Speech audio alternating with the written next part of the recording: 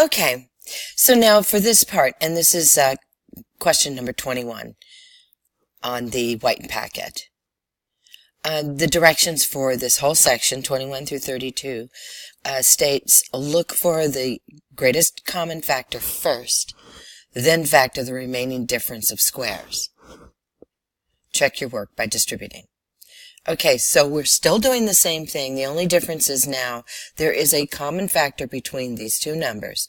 Once that is divided out, you'll be able to factor using the difference of squares, and you'll be able to see it far more clearer what that how that would be factored.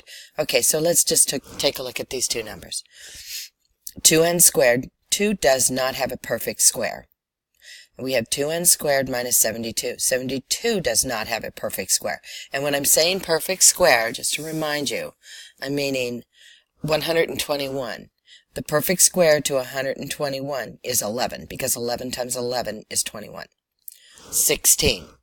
4 times 4. 25. 5 times 5. 9. 3 times 3. 64. 8 times 8. 49. 7 times 7. 81. 9 times 9. And even when we're looking at variables, the perfect square to x squared is x. The perfect square to y squared is just y. The perfect square to 1 is 1, because 1 times 1 is 1. So the square root of 1 is 1, as opposed to the square root of 49 is 7. Square root of 81 is 9. Okay, so just make sure you're following what I'm saying here. Just notice this. Take a look at 15 above. Is there anything in common in either of these? 4c squared minus 5d squared. There's no common factor between 4 and 5, and there's no d over here that we could factor out, and there's no c over here. So this is prime. Okay, now let's go to the new section. So when I'm looking at this, I see no perfect square here, no perfect square here, so I'm going to look for that greatest common factor. There's nothing much that we can do. It's got to be 2, because 2 is the lowest number. So we're going to divide both of these by 2, this by 2, and what will we end up with? N squared minus 36. Now we have a problem which we probably already did with the rest of those problems before us. Okay, so let's just do it. In order to get this n squared, I need an n here and an n there.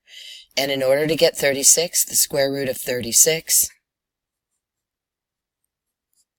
is 6. So there's always going to be a plus and a minus. 6, 6. And then I would multiply it back out. N squared minus 6n plus 6n minus 36. Middle terms.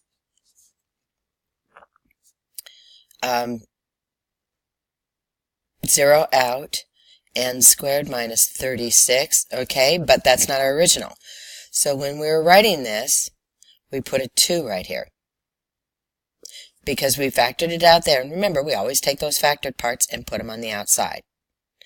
So again, I would have to multiply this now by 2, and that would take me back to 2n squared minus 72. So it's correct. So what is my actual answer there? This. Remember, once we have the two quantities within the parentheses that we're multiplying, that is our factored form. And then we had to continue to put the 2 there, because that's part of this problem.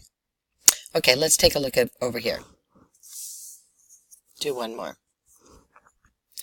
18x squared minus 50 18 does not have a perfect square root to it, and neither does 50. So again, what is the common number between these two? The only one I can think of is 2. So I'm going to divide it by 2, and sometimes we'll divide and we'll find out there is another common factor, and we just keep going until we've got any common factor out. Okay, so if I divide it by 2, I'm going to end up with 9x squared minus 25. And there I can see clearly I have the difference of squares that I can work through. So this time we're going to put that 2 right there, and square root of 9x squared